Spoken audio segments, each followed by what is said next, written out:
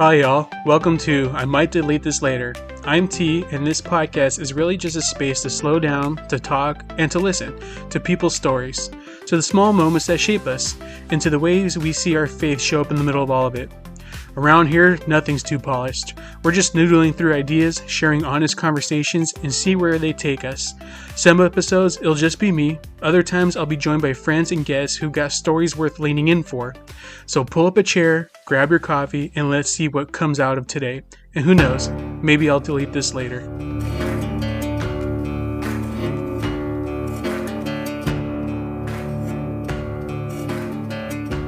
How would you describe yourself at 36? Tired. That's a good description. 36, I'm taking things slower than I used to, even though I was pretty slow to begin with. So even slower? Yeah. Well, like, carefully. And consider a lot more things than I used to. Like, what do you take in consideration now that you didn't take in consideration before? Finances. Oh, money, yeah. Yeah. Finances, location. Money will pump the brakes on a lot of things. Yeah. Or accelerate a lot of things. I find myself thinking about, like, well, by location, I meant, like, where do I want to be for the next 5 years? Like, I don't really like it here, you know? What, like Bay Area? Yeah. Like, listening to Noah's, I'm like, this kid's hitting the nail on the head with, like, how it is here. But in the nicest way possible. I'm not so nice when I talk about it. No. Yeah. I'm seeing, not that I didn't see it before, but more and more just how fast and busy. I think what it is how crowded things are becoming in this area. Yeah. No, there's so much more people. Yeah. Like coming here, hardly anybody on the freeway. Sunday, I would say, is the day where the freeways remind me of how things were when I was going to work at the age of like 20, right? Yeah.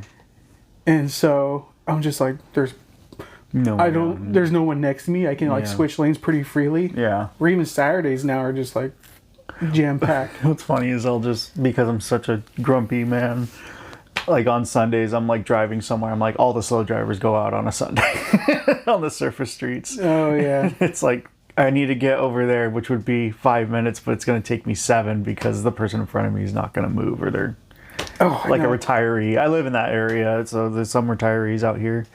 I even told you because the drive-thru was taking so long today. And so I was just trying to get onto the freeway to take the first exit, and the guy's braking, getting on the freeway. I'm like, what are you doing? You're just getting so mad. What's one thing people assume about you that isn't true? Oh, man. That's a good question. Mainly, like, a lot of people think I'm not enjoying myself, I guess. I'm pretty quiet. As you can tell by my voice, I'm pretty monotone in how I talk. I don't interact right away. So interact? Yeah, like say or I'm react. in a group of people. Oh, I see. And I'm not going to be like, hey, I'm so-and-so. Nice to meet you. So how's your day been? Would you say you're introverted in that aspect, or would you say overall introverted? Or would you... I'm more... Or you observe... what's the middle one? Like... Middle? Something like where you're kind of a little bit of both, depending on the situation. Whatever, it doesn't matter. Cautious? No, I'm more open to talking now, since I started working my current job in sales, because I have to be. So you're developing the gift of gab? Yeah. Yeah. Like George Clooney? Mm-hmm.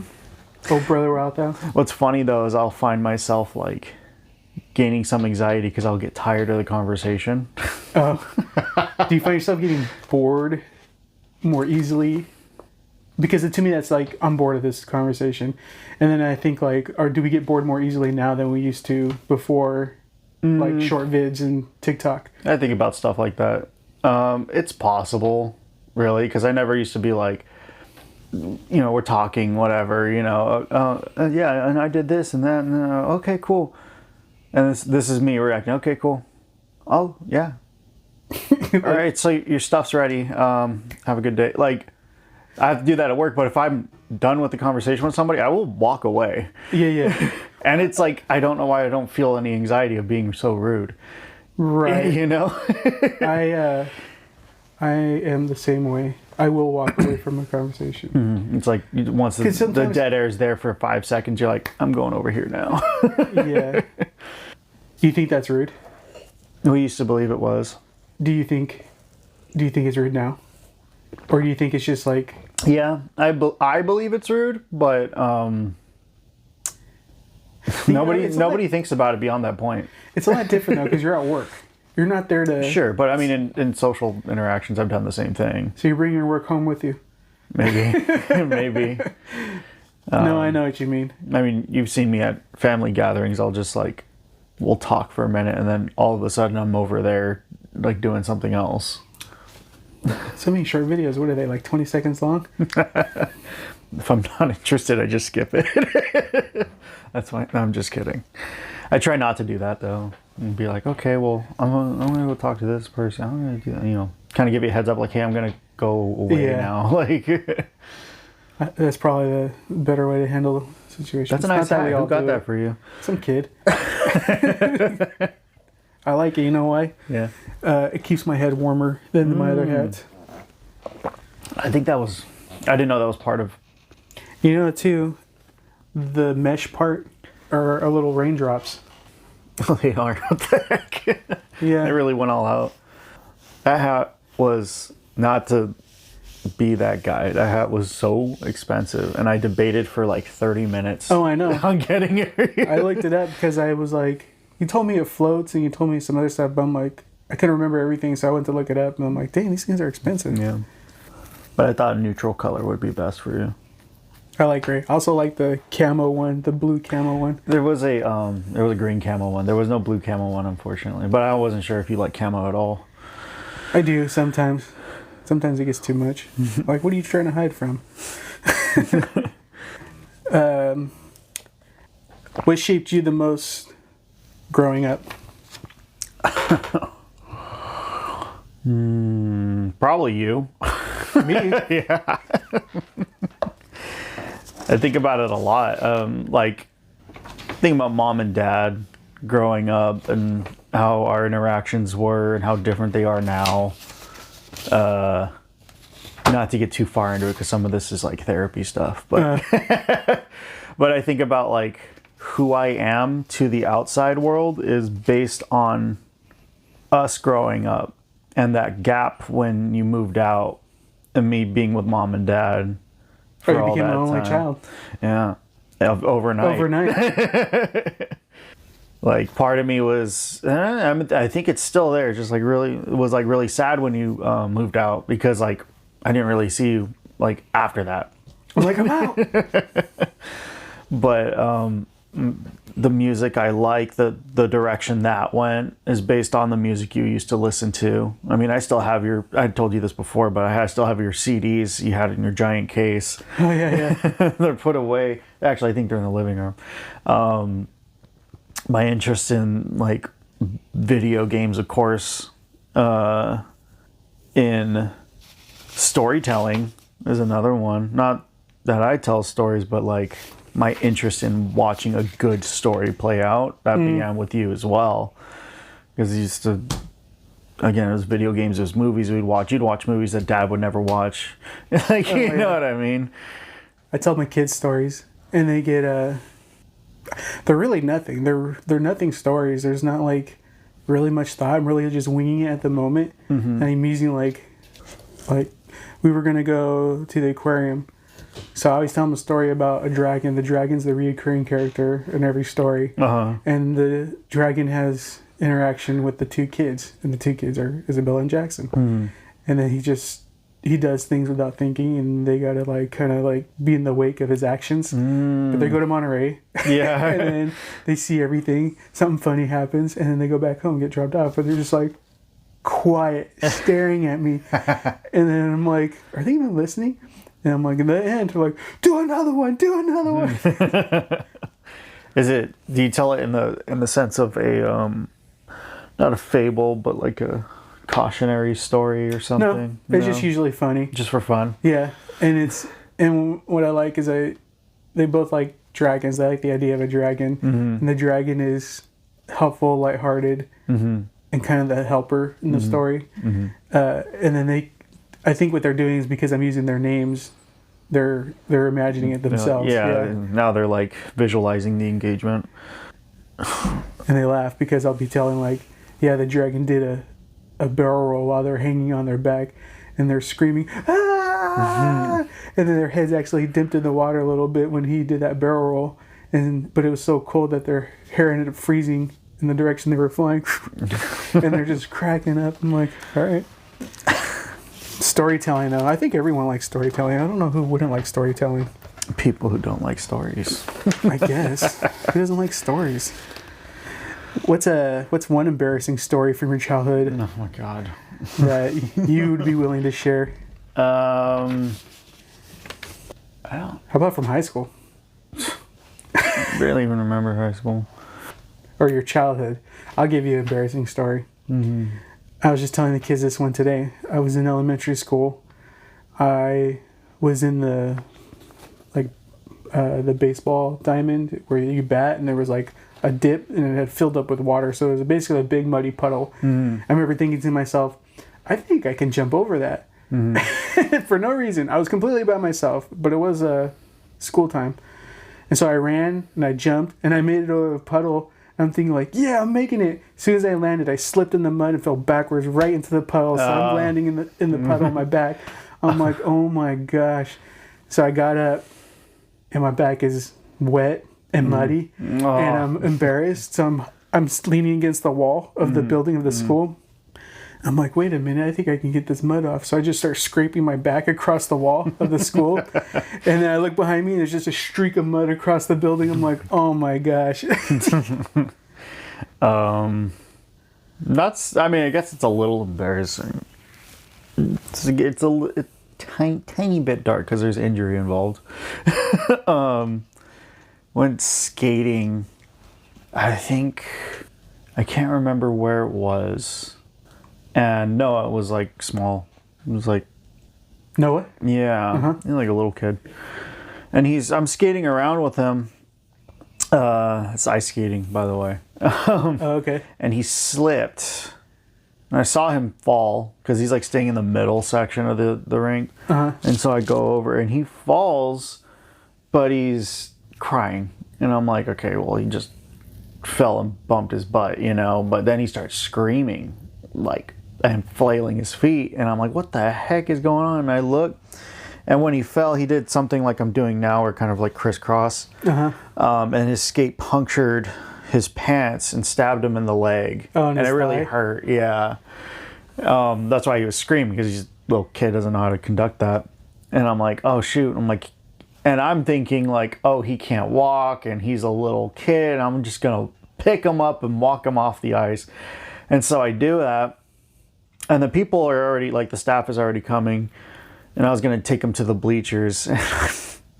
I didn't judge that I'm on ice. And he's maybe a little bit heavier and lopsiding my weight. And I just fall back and, like, land on my butt. Like, in front of, like, the whole team who could have, like, easily, like, just picked him up or something. And I'm just like... Did you have to be rescued? They helped me up, yeah. So the rescuer became rescued? Yeah, essentially. I was pretty embarrassed after that. Luckily, no, it wasn't really hurt. It was just kind of like a little jab in the leg. It drew blood, but it wasn't bad. What was the embarrassing part? Me falling when trying to be a hero. I got this, people. And you're like, come help me. Yeah. Was that at the San Jose ice rink? The one over in downtown? Yeah, Logitech Ice. No, it was a different one. Maybe it was. Dude, I can't remember. Because we had a couple of ice rinks, but I don't. There's also the one at the mall. It's not there anymore, though. I think it is. Oh, you mean Valco, right? Yes. Yeah, I think it was that one. Because I remember being dark and like a lot of concrete. Yeah. I want to say the kids did go there. Because it's gone now, but it was there back then. Is it gone now? I'm pretty sure. I mean, they were closing down half of Valco to make something else. Yeah, the village. It's crazy. How different were you at 26 compared to 36? 10 years ago. Is that the gap? 10 years. 26. In your 20s. Not in your 30s. Are people upstairs?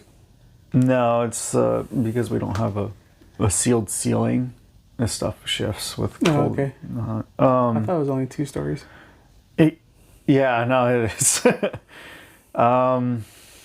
Shoot, what was I doing at 26? 26. It's 36. 10 years ago. Oh, shit. 2015. Shoot. Yeah, it was right before I left for Oregon. Really? If you're saying 2015? Right? No. Yes. 10 years ago. Yeah. I left for Oregon and got there in 2017. Oh, okay. So back then I was emotionally unstable. Like significantly so. So you're dealing with life a lot differently. And my stress would come out externally in different forms, usually bouts of just like what's a word I can use? The most common word is crash outs. Crash outs? Yeah, the most modern word is a crash out. It's just you kind of lose it for a minute, for like several minutes. Like you crumple? Essentially, and you just start yelling about like what's bugging you and whatever. I've done it a couple of times back then in front of my friends. Just crash outs. Well, it's like a what's the word? I mean, crash out. I imagine it sounds like crash out's just the modern term people you flatten out. No. Crash out. The modern term for crash out is when somebody just like loses their mind in public. So like a lashing out kind of. Yeah, lashing out, putting everything on the table loudly. Oh, okay. Like, oh, what the Did you heck? flip the table? No. Oh. One time I like walked out on like a friend's gathering because my girlfriend at the time pissed me off. And like I didn't know what to do, so I left. Understandable. But yeah, no, I emotionally was like, I would keep everything in and then lash out when I hit a boiling point. Never really physical, but I don't do that anymore. Was that a conscious choice? Or I didn't feel like it at the time. You just feel better now? Oh, to not be that way? Yeah, just because you don't do it anymore. It's a lot of things, honestly. It's like... Age? Age is one. I always think about age being the main culprit of... Age changes everything. Taking that down, sure. But also, like, just kind of exploring more of, like, well, what is making me feel all of these things? Do I need to feel all of these things? It's like stuff I think about a lot on my free time is, like, the stress that I'm building up, is it really that bad that it needs to boil point and then I have to like lose out, you know? So you learn to let certain things go, compartmentalize. Can't say that word. Compartmentalize? Don't try to be better than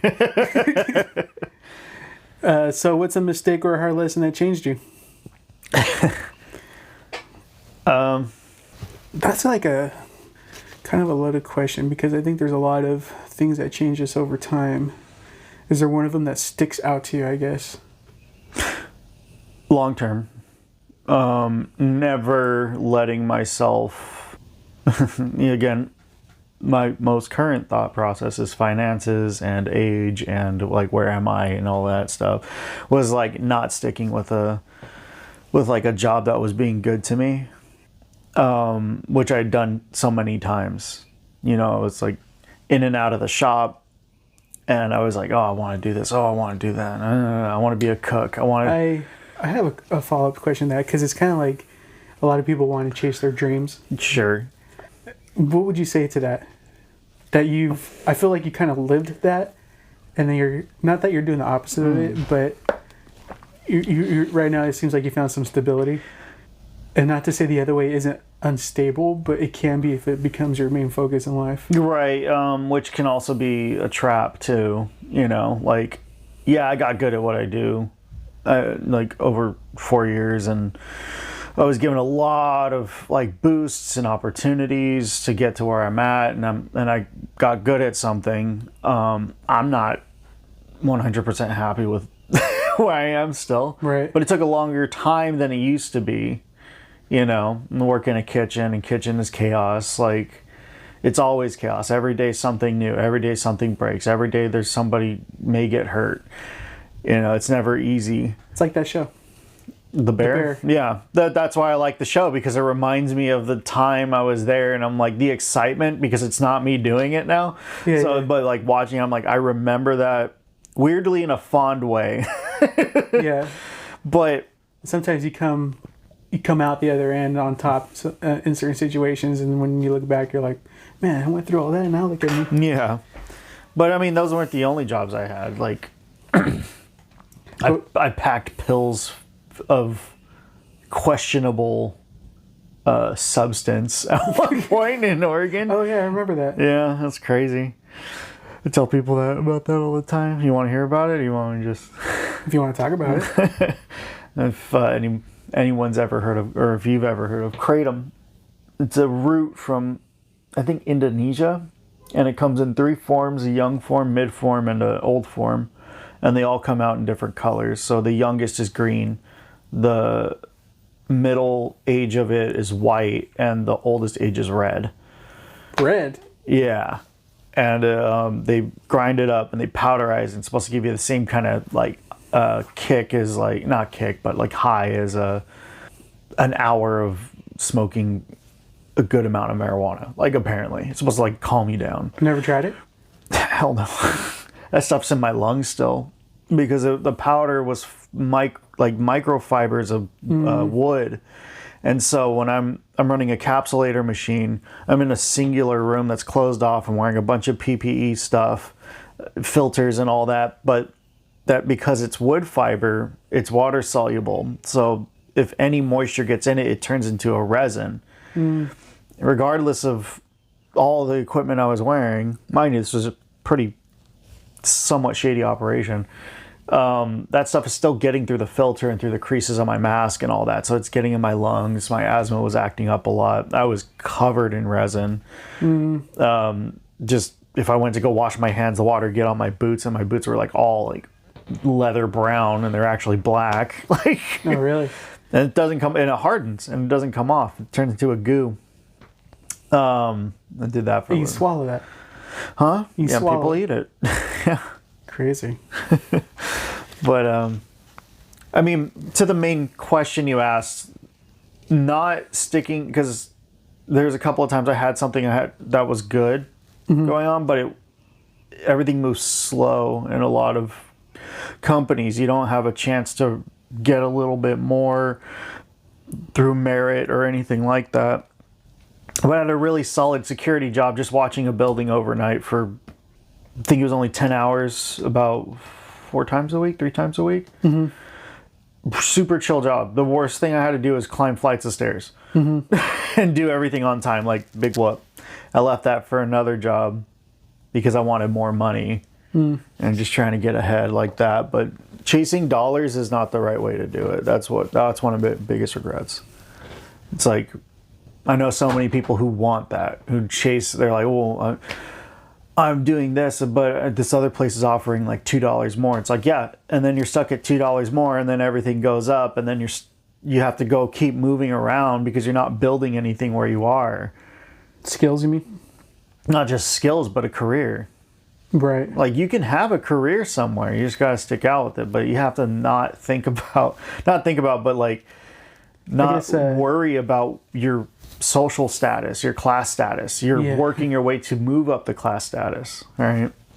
So I guess the smart thing would be to do is, if you were in a field and you're chasing a higher income, just stick it within the field. So every time you go, you're like, I already have this experience. Yeah. My current job, it's like the delivery drivers are those kinds of people, each of them. They're like, I'm thinking about, I'm going to go drive for these people because they pay like $2 more. It's like, you're already getting like a good amount of money, but there isn't any movement. It's like, move into the store part, and then you can start, we start grading you on different things, and you have a chance to move. No, I don't want to do that. It's like, dude, you're like around my age. You need to start figuring it out. Yeah. I mean, I guess you see it firsthand. And yeah. When did adulthood actually start feeling real for you? I had to force it. A forced adulthood? And not to talk about the only like big change chapter in my life, but it was moving to Oregon. I had to force it. It's a funny thing to think about. Well, there was a couple of reasons why I did it, but one of them, and I tell everyone this, is like because my support system was too good here. Oh, okay. Yeah. So you needed some heartache? Yeah, well, I was already going through heartache, but I needed to put myself in the mud to pull myself out. Because everyone else had to struggle to get what they wanted, what they needed, right? You had to develop, what would that be?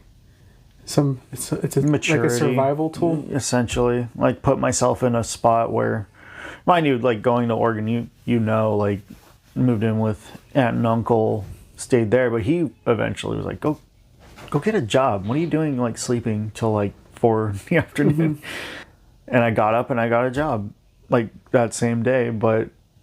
Oh, this is easy. Well, I knew I had to get something, but not something I wanted. Right? So I walked down to the local grocery store and I'm like, hey, you got any openings here? And they're like, yeah. We were doing a construction thing and like we could use some extra hands. We're just kind of open for that. I'm like, all right, cool. Whatever. So moving, living somewhere else, getting a job you didn't want to do, all forced you into adulthood. In a way. It makes sense. Yeah. Kind of gets you out of the immature I mean, my time here was a lot of, you know, a home with the parents and, you know, eventually get a car and go around and do whatever. But I was always prodding for another job. I was always prodding for somewhere to live, thinking I had it all figured out. But when I didn't, I would have to go back with mom and dad and I'd go back to the shop and, you know, whatever, until I did it again. Mm-hmm. And it was so in and out. Of course, it's going to wear on everybody else's, like, view of me. They're like, whatever. And, like, why do you keep doing that? You know, like, it's like, because I'm trying to figure it out. And maybe I'm just slower than most people. So the most extreme thing I did was go out there and eventually, you know, was it like 3 months after I got out there, I move in with Ben, our cousin. And we get our own place. And now that's when I felt like I'm doing it. I got my own place. I got a job. No one's here supporting me. Just we're two young dudes like trying to make it. And eventually being in a situation where you're like, now it's just me taking care of me. Now, well, I did all this stuff for like... Yeah. Mom was teaching us. I learned about debt really quick. So I mean, Mom was always and Dad was always trying to teach us like, you know, you got to be prepared for these certain things, and this is how you handle them. And then it's like, yeah, and then you're doing it. You're like, dang it, yeah. I should have been taking notes this whole time. You know, what's so funny is like my first big thing with like debt and credit and all that was a couch. Would you rent it? No, I bought it, but on credit. Oh, okay. I didn't realize what that really meant. I didn't even... Free money? I don't think I had a credit card back then either. I only had my debit card. I'm like, I can do this. And then like 2 years later, I got a credit card. And then I started looking at my credit score. And then they're like, oh yeah, like furniture for more or whatever the heck they were called. Mm-hmm. You missed like several payments and it went into collections. And I was like, for missing payments? Yeah, because I didn't know that they were sending me letters because I moved to my first apartment for, I think it was a full year, but I wasn't checking the mail. And then I moved to another apartment after that, and then I never received the letters again. So at no point were you like, man, I haven't been paying this credit card at all. I haven't been paying the couch down.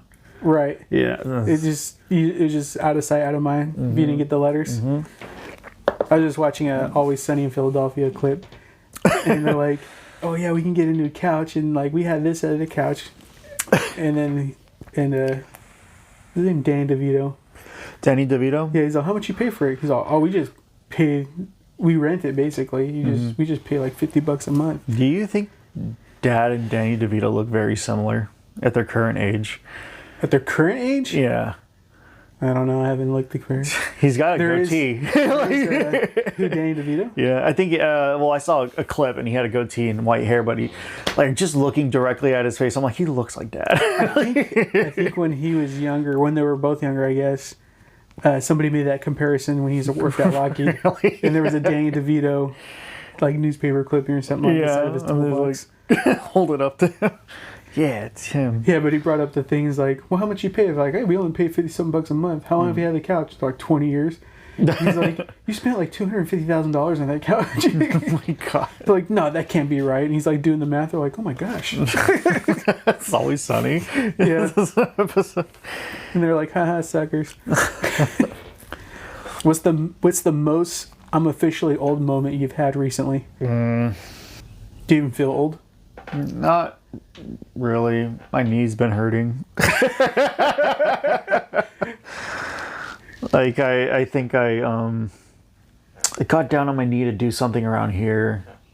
And you Yeah. couldn't get back up? And no, I got back up, but it was like for like a week straight. It's like, why did the side of my knee hurt? Like, what the heck? At work when I'm moving pails, it's like I'm doing it right. I'm like lifting and turning around, but like sometimes my back right here will hurt, and I'm like, I hate this. Do you have to wear a back brace or not?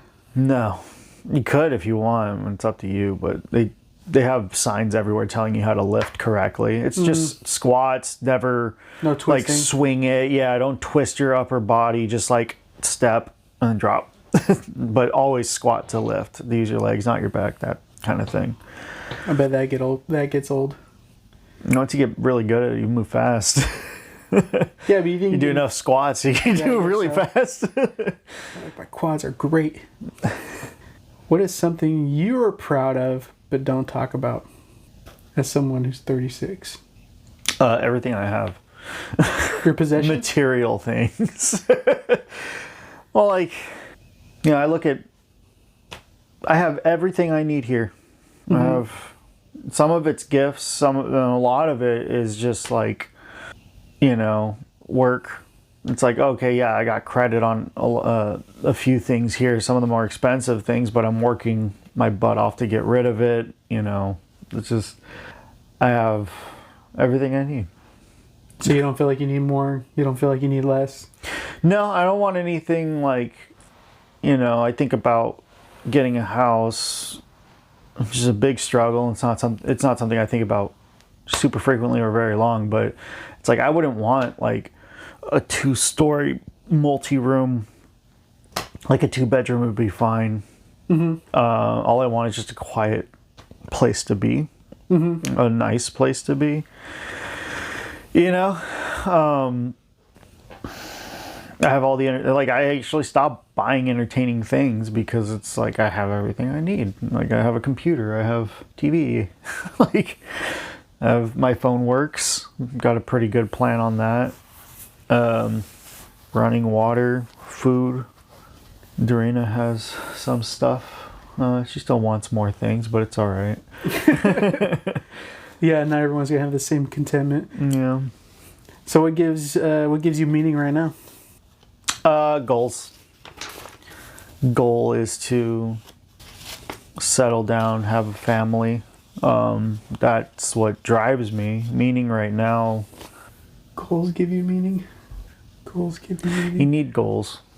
Purpose. I'm learning that you need to set goals and not be like, it's not an idea of being content with what you have. I'm content with my material things, sure, but there's more that I need to achieve. Big thing I think about is like getting older. That sucks. You know, Yeah. there's certain windows that are starting to close, and it's like, I need to start really working towards these specific things. Yeah. I feel that's. You feel it's achievable With because proper strategy, yeah. you're talking like a lifestyle essentially, or a way of life, right? Those type of goals. I want to be comfortable, and So your goal is comfort. well, like, it's hard to put into words. It's like, because it's so minimal. Like I'm surrounded by people who have a family, and some of them have houses, some of them don't. But they have things that I couldn't get when I was younger. Mm-hmm. And again, I apply that to the idea that I never really knew what I wanted to do. I know I wanted to cook at one point. Well, I don't do that anymore, but I'm really good at cooking for myself. So, if you had those type of things, because you want comfort as well, do you think it'd bring you comfort? I think I would find some sort of peace. You think so? But I don't think any goal should, like, once a goal is achieved, you just set another one, right? It's milestones that I'm trying to achieve. So you're trying to achieve the next milestone. Mm-hmm. I guess that brings different levels of comfort. Mm. Regardless of how chaotic it may be. Yeah. Interesting. It's interesting, but it's pretty common too. Right. But not everybody's looking for that stuff. Some people are just looking to get rich. That's true. Yeah. Some people are... No one's looking forward... Like, it's like... I guess from my scope on the world, social media and whatever, nobody's looking to have a family and kids. They just happen to fall into that. Mm-hmm. They set their mind to it. They're like, I'm going to marry this girl. And then they do it like a couple of months later, a year later, whatever. Mm-hmm. And then they are like, okay, on to the next thing. Everything's like, it's the scope of like, hey, I made a video of like how my life played out. So you see all the good beats. I know that's true. Mm-hmm. You know, of course I'm not going to see the fight that happened before the proposal. Right. You know, the scare that, oh shoot, she's pregnant. Right. You know, what am I going to do? You know, but that's what I want. Those are all necessary building blocks of life, I think. Builds character.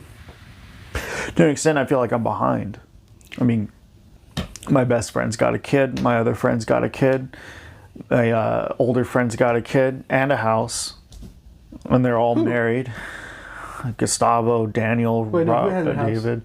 Daniel has a house. He bought a townhouse. Oh, when did he do that? Right when Gustavo moved out, like about a year ago. Oh, okay. Does he like it? He has 3 kids now. Of course he likes it. I haven't really like seen him, but that's what Gustavo told me was like he found a place and they bought it, and then they had a kid as soon as they moved in. Really? Mm-hmm. But he's always been a financial, like way ahead of us. Like in high school, that dude was investing money. Yeah. You know, walked out of I think graduated high school with stocks. Mm. Yeah, I can. What's something you irrationally love or irrationally hate? Irrationally love and irrationally hate. I try not to be so negative. Why are we talking negatives? Well, you can irrationally love something. Mm-hmm. Like, I love this thing. I don't know why. It makes no sense. I irrationally love Bud's ice cream eggnog. Yeah. Which we were just talking about. I went and researched where they are to know where my eggnog is coming from. How much did you drink this morning? I drank... Where's my bottle? I left it in the front. 16 ounces? I think, yeah, 16 to 18 ounces. You're like you don't have diabetes. That's just today. Right, you'd be going through a stroke right now. I made it a tradition to always get one of the first batches of Buds and take a little shot to like kick off winter. Yeah. I do the same thing. Not necessarily Buds, but I get eggnog for the house. What's your eggnog of choice? It used to be Southern Comfort. Oh, shoot, that one's really sweet. I don't drink it. I might have a taste, but Costco had one. I didn't even look at the brand. I just grabbed it. Usually wait for Dad to make his batch, and I'll taste his too. And Karen's like, we need eggnog. I'm like, eggnog's Christmas, not Thanksgiving, because she's trying to get it before Thanksgiving. It was out before Thanksgiving. Yeah, they're moving things, forward a lot more. Or I forgot where I was. They were already putting out like Christmas before Halloween. I was like, what the heck? Christmas before Halloween? Yeah. Yeah, they're already putting things on the Oh, shelf. I know. It's crazy. It's insane that I mean, I kind of get it. They're trying to get as much money as they can. Yeah. For the time. I think one of the worst things is when companies are like, we're not releasing something till like the week before December, and then people want that. Like they know it's coming, they like want Christmas it. gifts? Yeah. Or decor? Because like I think about shopping like 4 months before Christmas. But it's like there's always new things coming out that people want, especially in the tech world, you know, like something new, maybe not a phone, but like some kind of gadget or whatever. Like I know you like tech, and I'm like, I do like tech. Tierney's always gonna find the next new thing and he's gonna want it. I had talked about camping tech. I like camping tech as well. Yeah. I've stopped now because I kind of feel like I got what I need to at least do things comfortably. In fact, I got to get rid of stuff because, like, for instance, the idea of making coffee when you're camping, I'm like, that's a great idea. Because Dad likes instant roast coffee, and I'm like, ugh. Yeah. I'm like, why don't we just buy? And like another guy I know brings a camping grinder and grinds the coffee. Oh, he makes like he grinds the beans. Yeah. And... Even that's a little too much. I'm like, nah, just give me the ones that are already ground and we'll do like a pour over. You can't go wrong with like one of those camping percolation one, like the one Mom uses where it uses the heat to rise and then steep. Yeah, so what I have is a camping French press. So it boils the grounds and then you squish the grounds to the bottom. So it's all one unit? It's a 2-piece unit. Oh, okay. So the metal part, you boil the grounds, and then you put in a press inside, and it has a mesh on the bottom, so it allows the water to seep through while pushing the beans to the bottom. And it's strong, and it's good, and I like it. I only got like a countertop French press, but it's like you got to boil the water, then add it in. Okay. To that one. I guess that one could work too. You just need a pot to boil water. Yeah. But they're made of glass. That's like one of the issues. Yeah. Yeah, I think that's essentially, like you were saying, the percolator. I think that's how the old ones were. Yeah. Had a little screen in the funnel. Yeah, so they used to be like the black ones with like the speckle metal. Like those ones. Speckle metal. Yeah.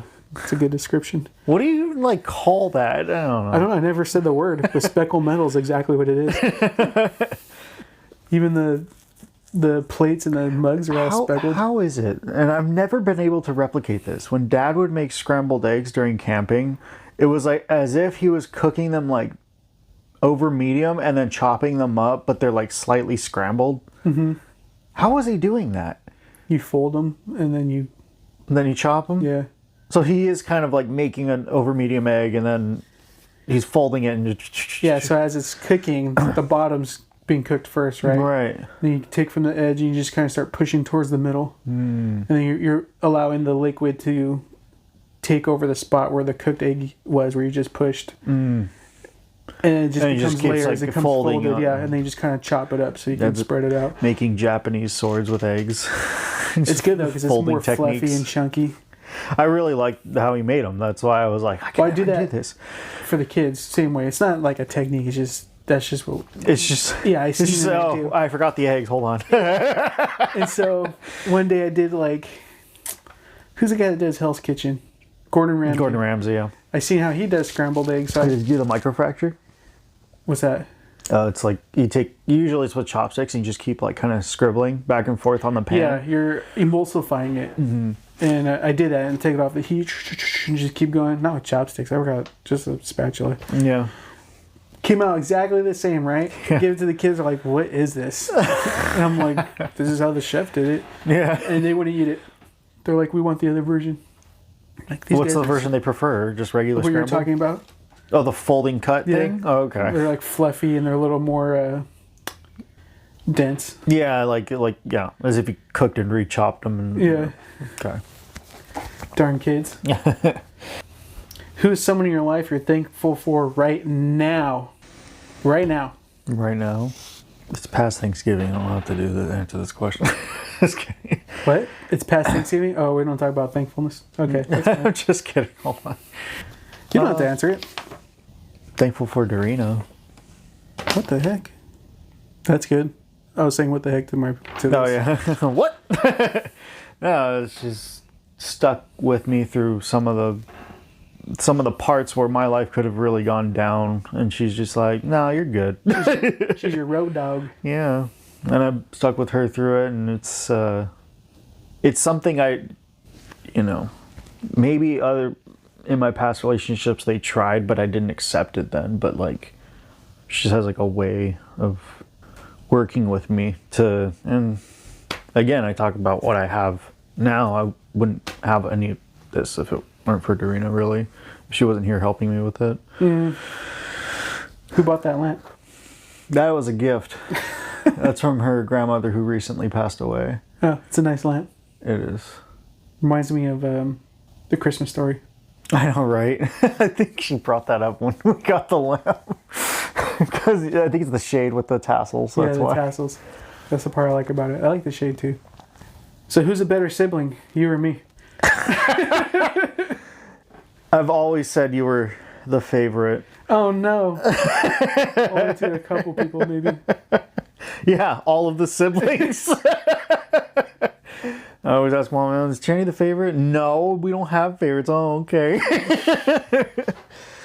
No, I don't think you're necessarily the favorite. I just think you knew the part you played in both Mom and Dad's life. I knew the part I played. Mm-hmm. Trying to visualize what you mean. Well, you and Dad were always pretty tight. And then, I think part of that is just being the oldest son. So like your dad's first boy, of course he's gonna be like, "What's up, bro?" I see. But like Mom, shoot, I barely remember your interactions with Mom. I guess you made her laugh a lot. To Mom's credit, she really put up with a lot of our personalities and actions. Are you talking about our sisters? Them too. They were pains in the butt, man. Think about what we say to Mom and like even just joking around, because a lot of the time we're just joking around. Yeah. Even when we're talking to her. Yeah. And she plays along with it and she does well. And she does. Like, she's never like, even when she's like, knock that off, she's not like being mad. really serious. Yeah. You're No, like, when she starts talking through her teeth is when she's mad. That's when I'm like, well, Kaylin did it. Oh yeah. I think a lot of the major hardships were with Olivia and Georgina because they were so rebellious and they went through way more like real, like, ups and downs and family wise. So it was like all very, very visceral for them. And it's like, that's where a lot of Mom's stress, raising us came from. But then, once everything's settled down and we're like a family unit again and they're older and doing their own thing, like then things were a little bit calmer and it was just you mean once they manufactured drama from me mostly. Once they were gone and we were fine. Finally we can relax. No, but I mean, like, even when they came back and stuff, it wasn't always that bad. Like when Georgina would move in and then leave, and then Olivia would move in and then leave, I guess you can boil it down so they could have made better choices. Sure, but I mean, look at what they had to go through. Like, was like all the stuff that we didn't have to. Right, Mom's struggling to even get, and then Do you remember a lot of it, or do you just like know the story of a lot of things? I just know the story, and I've heard it multiple times that it filled. It's like gaps, and then more of those gaps are getting filled in, and then I get more of a chronological order of what everything's going on. Does it become a cautionary tale for you? Yeah, same for me. It makes me nervous about. I mean, it could have something to do with like not starting a family right away. I mean, I know people who are like absolutely freaking not about. Because their parents went through it already. Mm-hmm. And like, it's for them, they were Olivia and Georgina, so like right now they're like, no. I think it's not bad. I think it makes things hard. Mm-hmm. And I think it puts you through life situations that could have been avoided. But at the same time, living through it, you come out as a bigger, stronger, better person, typically. I think a lot of it is having to mature quickly. Yes. Being pushed to be something that you wouldn't be for the next 10 years. That's a very good point. It advanced you more fast than necessary. Mm-hmm. And there before you burn faster. out on all the in between parts, like so. Yeah, because it's just part of living life. Mm-hmm. And everyone's walk is differently. Yeah.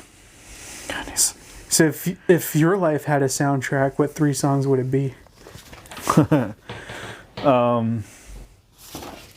What was that one? Sometimes you're the hammer, sometimes you're the nail. It was one of the ones I like to listen to that I really feel. Who sings that? A Day to Remember. A Day to Remember? That's the band? Mm-hmm. It's just the one song? That one I always think about because I like it. And it's a good song. Oh, what was that one? It's by Origami Angel. Dr. Hoomst. Hoomst? Hoomst. It's the lyrics. Usually it's the lyrics. You're a lyric guy? Yeah. Oh, wait. Answer. What's a decision that you're glad you made even though it scared you? Becoming an assistant at Sherwin. That scared you? Were you afraid of the responsibility? I had to, because I was just a driver. Like, I had no business doing anything else. Mm-hmm. And I was asking to skip like 2 steps to become something else. And like, I was not expecting to get it like literally a month later. Like, oh, yeah. Yeah. Came fast. Yeah. It wasn't like, oh, they were hurting for a new assistant or anything like that. It was just, the guy was like, I like your spunk. I'll make I like you a an moxie assistant. kid. You got something there. But it was, I had to learn so much on top of because the responsibilities for the assistant are a whole other set of things, but I didn't even learn the first set of things, which was why I skipped steps, like being in store to begin with, being trained on that, how the store works, and then you're supposed to take on the responsibilities on why those things work. Oh, yeah. Yeah, learn everything new. Yeah. All right, so what's something you secretly want to try to accomplish? Or secretly you want to try or accomplish? It's a secret. That means nobody knows. Nobody knows. Secretly want to accomplish. You want to be able to fire a bow and arrow with your toes. I want to cook again. That's not a secret. Meth. I'm just kidding. No, I mean, I want to, one thing I've been looking into is like cooking, almost like a private chef. Mm-hmm. But because when I first got into cooking, I was cooking for Daniel's parents, family, I should say, like all of them. And they gave me free reign of their kitchen. They paid for the groceries. And at first, I didn't know what the heck I was doing. I was just improvising, but they gave me the space to do that until I started refining it, and the interest started building from there. I learned techniques. I started reading about it. I started finding recipes, and I found some really good recipes that I keep to this day. But the thing was, like, I had time. Well, they started rushing me after a minute because I was taking way too long, but I had time, space to explore it more, and I still get excited about like watching like step-by-step videos or learning about a new recipe and all that stuff. I was like watching I think they're called Fallow Kitchen. They're like a UK kitchen, like Michelin star. They do YouTube videos and they show you how they cook their stuff. And it's like, it feels like watching The Bear because it's like they're all buttoned up, chef's coats, and they're going hecka fast and everything's like eyeball measurements and stuff. But I was like watching them make braised beef stew, and I'm like, I want to apply that to one of my recipes. So it's like that still builds up. So I don't tell people I want to do that really, but. You think that appeals to your creative side? Mm-hmm. Because it's always been all over the place. I mean, I used to draw. I don't draw anymore. I don't have the patience to learn an instrument. Like a guitar? Yeah, like the one hanging in my living room. My violin, which would take even longer. But cooking's where it's at. And like, that's something I want to do is like more of like a side thing. Not really like a main Right. main focus. But if you can pick a fantasy career, all of a sudden, completely unrated, you would be like a personal chef. Yeah, probably. Yeah. Yeah. Because it requires something I'm naturally good at. Mm-hmm. And an inferiority complex. It requires something I'm naturally good at, and like I actually get better from doing, and I can see the results of that. Yeah. And taste it. Yeah, it catches my full on interest of, like, I sit there with the guitar and I'm like, oh, pluck it, and I can never get the finger movements right, and I'm like, okay, I don't really want to do this anymore. Drawing is like the same thing. It's like you got to practice and practice and practice like a muscle. But with cooking, it's like it's applied science, it's applied theory, it's applied, not practice, but like experimenting. Yeah. There's a lot more you can do with it. And all of that accumulated into a single sphere of things is like, it's a consistent stimulation of creative flow for me. I like it. And then we can try your food. Yeah. Every experiment has instant testing. And you know how much I beat myself up for Mom's Mother's Day steak? When was this? This year? Yeah. I got her we left, filet mignon. I made us all steak. I don't remember. Maybe you stayed. That's right. But you sliced it all up and we're eating it off the cutting board. Yeah, and I made Mom's filet mignon, but I still blame the cut. It was a really bad cut of filet mignon. Yeah. But I also overcooked it, and I was so upset. Travesty. How dare you? But I mean, yeah, the mistakes are still there. I just can't beat myself up about it. All right, so sort of wrapping up. What's one thing you wish people understood about you? I'm just a boy. Yeah. that I'm, how do I word it? Not that I'm like a nice person, but like I'm not out to like, I'm always out for someone's best interests, even if they're a stranger. Okay. Because I get a lot of people who are just like, you get two people. You get people who are just naturally jerks. And then, and so they're just going to be that way regardless of how nice you are to them. Mm-hmm. And then you get other people who are like, oh, you're weak. I can just exploit that. And I wish people could see that. Like, no, I genuinely like want to help people. Mm-hmm. Like, you know what I mean? Not that like I'm going to get back at you or something like that. Do you find because that's a pretty, I'm trying to think, it's not abnormal what you're saying, because there are people like that, but it's also, to me, it's kind of extreme thought process. Maybe. On people's personality types. You seeing my thought of someone's... Right, because it's all kind of based around overpowering somebody and walking over somebody, which is still overpowering. So, I guess, why would you think that? So you think you're being overpowered in a personality type, in a...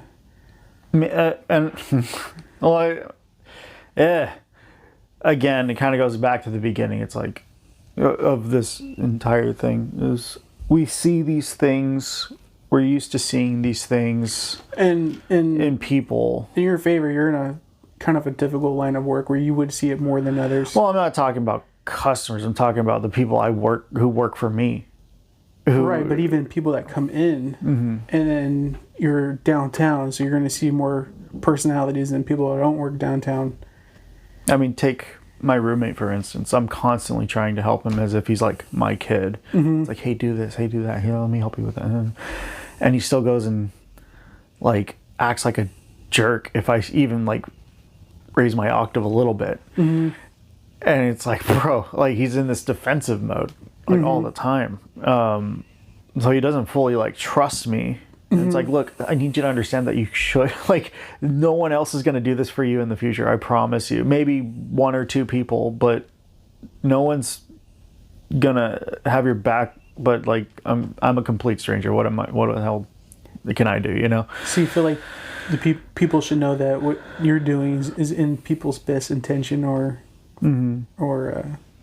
Yeah, because I want to give people what I thought I didn't have.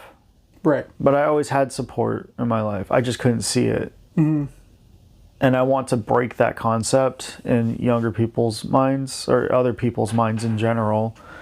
Because it's like, there are good people out there. I believe I'm one of them. Maybe that's really egocentric, but whatever. I don't care. Because I'm still doing something I know is good. You know? I have to convince myself my line of work now is beneficial more than just helping you choose colors for your walls. You know?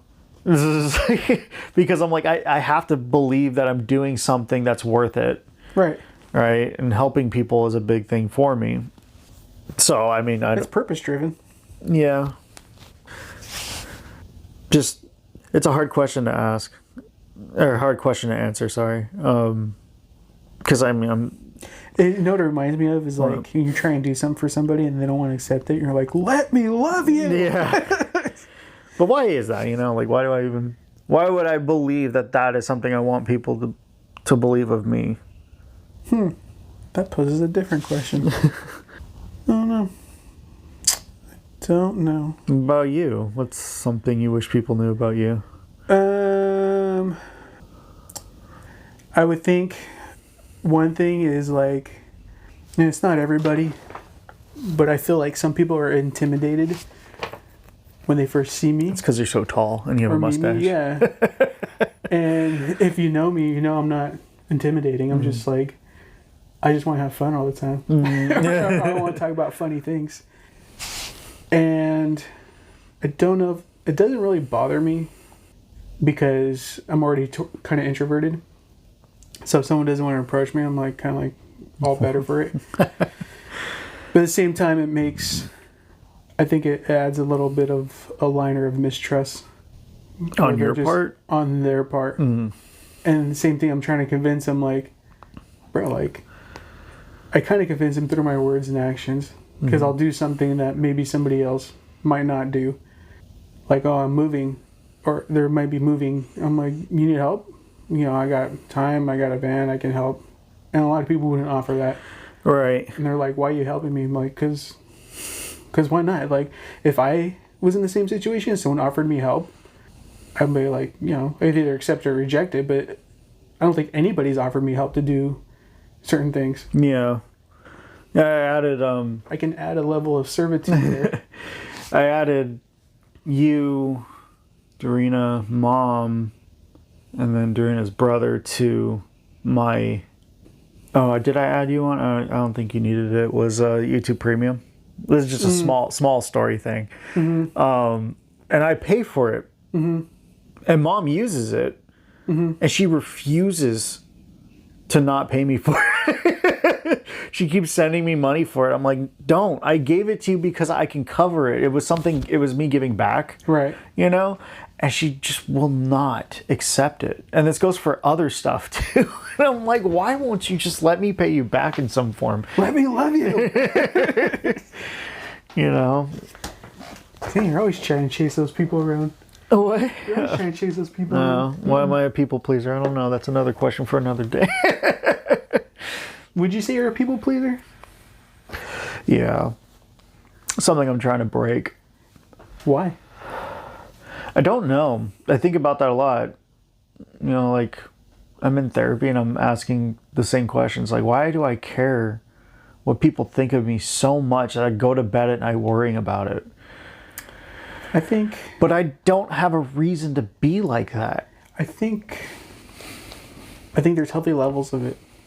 I think it's okay to, like, I want to say it's okay to be a people pleaser, but to a certain degree. You know, it's okay to go like to level 2, but you don't want to be level 5 all the time. Right. You might want to be level 5 with certain people. I don't know, but I think to say I don't want to be like that anymore, then you just become selfish. Yeah.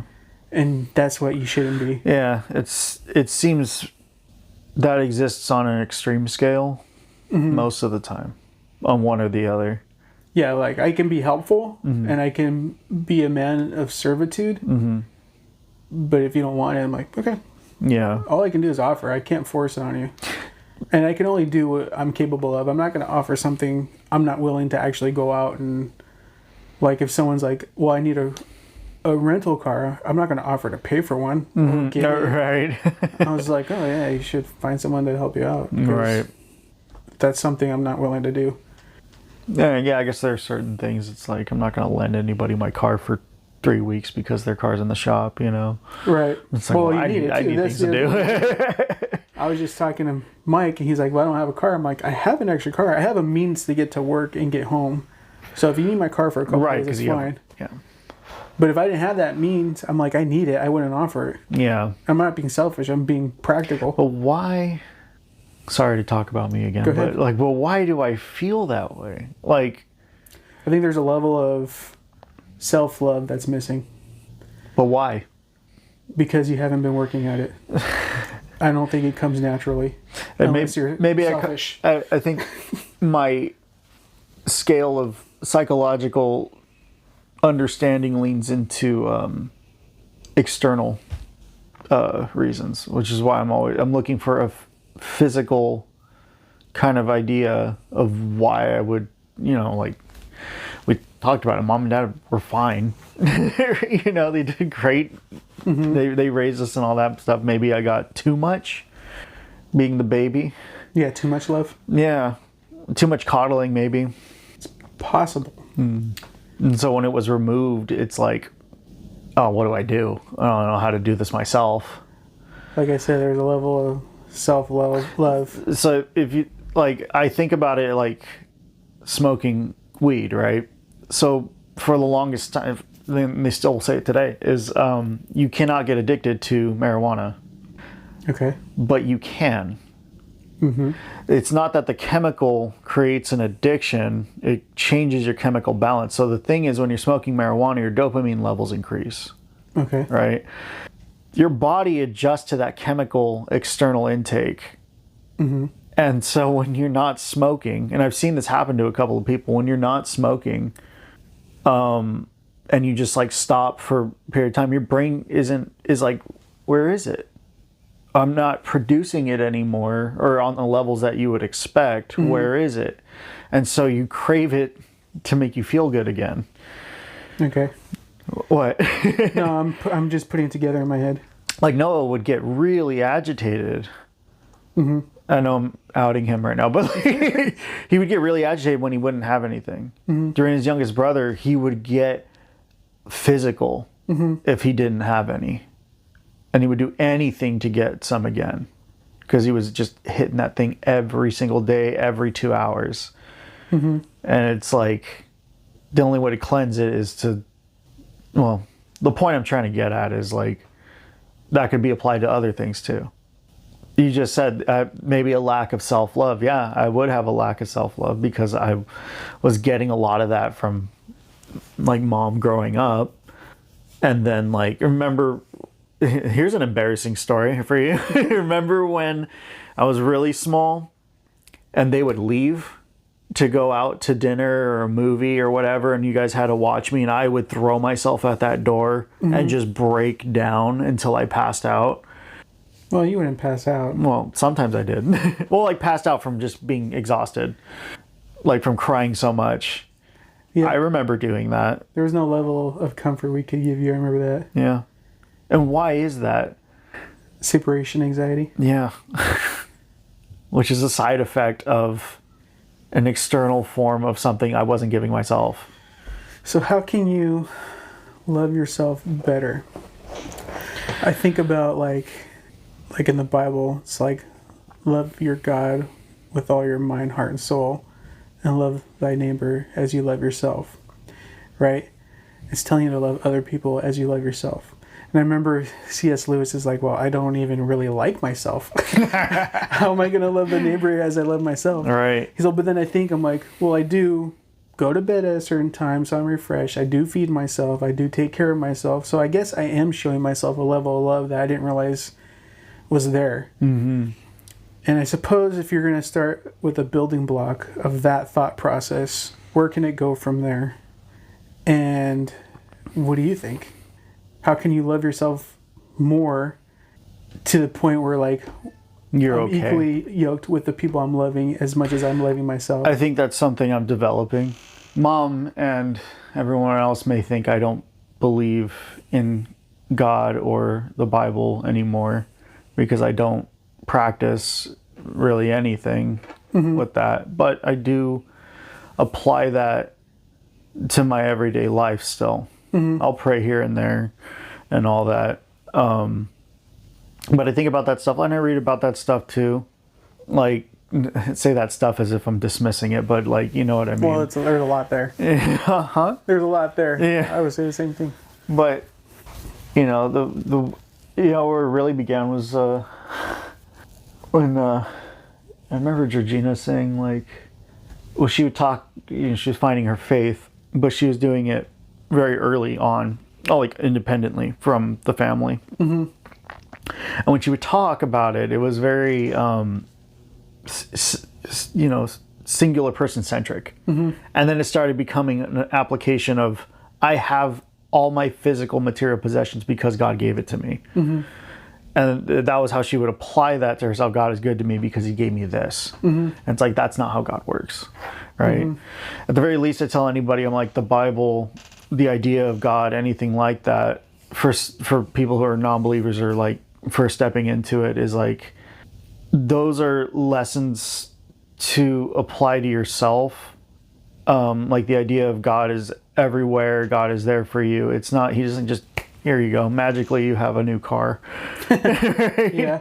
The idea is you pray for change, he puts it in front of you, but it's still up to you to recognize it and apply it as an opportunity to yourself. Everything is a challenge. There's going to be consequences. There always will be. But if you're not looking for it and, you know... I heard someone say once, God helps those who help themselves. And I thought about that. I'm like, it's interesting. And I feel like I have... My idea is like, I'm going to move this direction. And I pray that God is there for me, and he meets me and helps me along the way. And and I'm praying about it, but I'm like, at any point, you know, God's telling me like, you are choosing the wrong way. I wanted you to go this way. You need to put that roadblock for me because I won't know when to stop. And if he's affirming like, yeah, go that direction, then you need to kind of just let it go. The obstacles really won't be there. Right. I mean, obstacles help build character. Sure. But you should never try to fit a square peg in a round hole. Well, no one ever said it would be easy. God never said it would be easy. I mean, you still put work in it. My thing was like, and I've talked to other people about this, because it came to a point in my life where it like kind of clicked. I realized, and essentially a type of epiphany was, let's say you're applying for a job, and they're like, you only need to do 3 things in life, or in this job. One is be yourself, because that's how God created you. You know, you're saved through the sacrifice of Jesus, so no worries about anything else. He took care of it, so just try to be yourself. Second is follow the fruit of the Spirit. You know what that is? Love, joy, kindness, peacefulness. It's like seven characteristics, and I can show you later. But they're all good characteristics, and he's like, there's no law against it. If you do these 7 things, you're like golden. And to pray constantly, right? So be yourself, practice for the Spirit, pray constantly. If I went to a job and they told me like, these are the only 3 things you need to do the whole time you're working here, I'm like, that's it? They're like, yeah. Now they're really hard to do, and there's a lot of work that go towards it, but really there's nothing outside this realm. Yeah. And why did I bring this up? What were you just saying? God putting out, answering things with putting like obstacles or opportunity in front of you, but obstacles are part of that deal. Right. And so me coming to that realization, I'm like, it actually took a lot off the table. A lot of, I wouldn't say responsibility, but a lot of like things I was worrying about. Like, be myself. You mean I don't have to worry how I'm perceived? I don't have to worry of where I may be going or how I'm acting, because me, myself, I'm fine. But sometimes people feel like I have to act a certain way or be a certain way. You become a chameleon during certain crowds. Right. You know, like, you don't have to do that. Just be yourself. Right. You've already been taken care of, and God loves you for the way you are. Mm-hmm. Then when you practice fruit of the spirits, kindness, patience, long suffering, you're like, okay, so I guess in this situation I should just be kind. Right. And it eventually becomes second nature. In this situation, I should be more joyful than I am. It becomes second nature. Mm-hmm. And then you pray about it. Really, there's not much. Really, it isn't. It's just hard because we have to go against our human nature of things. Well, yeah, I think because we're observers of the world, and we listen, we hear, we find interests like those. We know from the Bible that sin is all around us. Mm-hmm. Faltering is always going to be there. Other people will influence your decisions. Being a free-willed individual trying to follow a certain path that is set before you, that's pretty straightforward. But there's all this pressure around you pushing against that, closing off the road. It's there, and it's always finding the strength to never waver from your values. Right. I guess my point is to follow the path of Christ is conscious and easier than people want to put onto themselves. Mm-hmm. Yeah, there is a lot of this outside forces. Right. But, you can only ignore some of it. You can't ignore all of it because it could be where you work or it could be this. You're like, I got to deal with this situation. But how do you deal with it? I think builds character and understanding. How did my shoe get untied from just sitting here? I don't know. Ready? Last thing? Yeah. What's up? Rapid fire questions. I don't know. Can we do it? Let me finish tying my shoe. Did you just have like a list more? Yeah. I wonder if I can insert these things periodically throughout the thing. Oh, some rapid fires? Yeah. Okay. Let's try. Favorite comfort food? Manilo. What? Yeah, that's a good one. It's always going to be it. A show you recommend instantly? The Bear. There you go. Your coffee order? Black coffee, nothing, and just black coffee. Oh man, I screwed you up your coffee today. No, it's all good. I can deal with it. I just drink black coffee more often. I thought about that too. I'm like, I think he just drinks some black, but we'll see. One thing you're weirdly good at?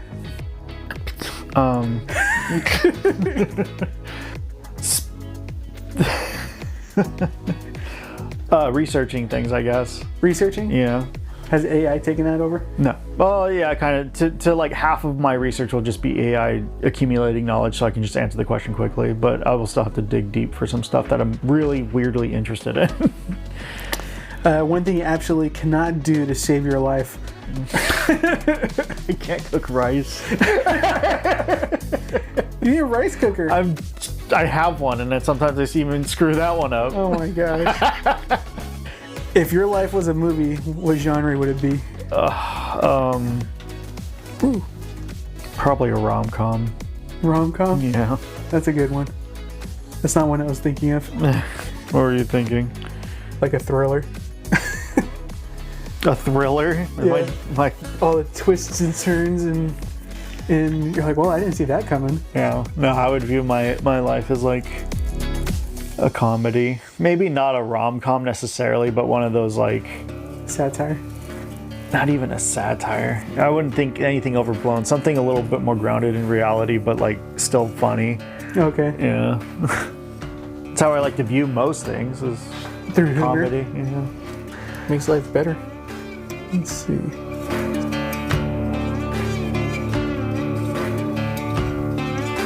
That's where we'll wrap it up. Sitting down with my brother and talking about putting yourself through the mud to find out who you really are, about chasing milestones, comfort, and meaning. It's one of the conversations that stick with you. We talked about what it means to love yourself honestly, how family shapes us whether we realize it or not, and how faith, the fruit of the Spirit, being a servant of God, can quietly guide the way we live, even when we're still figuring things out. I'm grateful for the honesty in this conversation and for the space to talk about life the way it actually is, not the polished version. Thanks for pulling up a chair and listening. Until next time, and who knows, I might delete this later.